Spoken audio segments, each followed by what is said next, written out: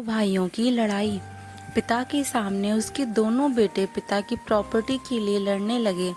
देखते ही देखते झगड़ा बड़ा होता चला गया। ऐसी परिस्थिति में पिता का रिएक्शन बड़ा आश्चर्यचकित करने वाला था, क्योंकि बेटों को लड़ता हुआ देखकर वो जोर जोर से हंसने लगा। दोनों बेटों का ध्यान जब अपने पिता पर गया तो उन्हें लगा शायद सदमे से उनका बाप पागल हो गया है। दोनों ही बेटे बाप के पास दौड़ कर आए। बेटों ने अपने बाप से पूछा कि वह क्यों बेवजह हंस रहे हैं।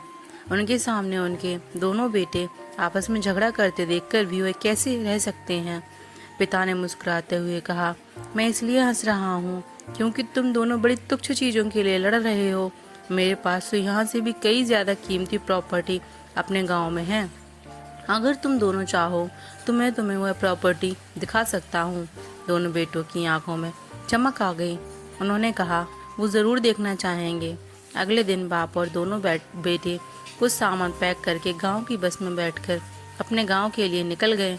गांव में पिता अपने दोनों बेटों को एक आलीशान हवेली की तरफ लेकर जाने लगा। वह जैसे जैसे उस हवेली के करीब पहुंचते गए तो उन्हें हवेली का असली रूप नजर आने लगा, जो अब खंडहर में तब्दील हो चुकी थी। हवेली के पास पहुंचकर बाप हवेली के पास बैठकर फूट फूट कर रोने लगा। अब बाप को इस तरह रोता देखकर बेटों ने उसे चुप कराने की कोशिश की और पूछा कि वह क्यों रो रहे हैं। बाप ने कहा कि बरसों पहले मैंने इसी हवेली को पाने के लिए अपने भाई से झगड़ा किया था। भाई का दिल बड़ा था, उसने मुझे यह हवेली दे दी थी, लेकिन फिर वह मुझसे कभी नहीं मिला। अब वह विदेश में जाकर रहता है और आज तक उसने मुझसे कभी बात ही नहीं की। देखो, जिस हवेली के लिए मैंने पाने के लिए भाई के अनमोल रिश्ते को खो दिया, वह हवेली आज किस हालात में है।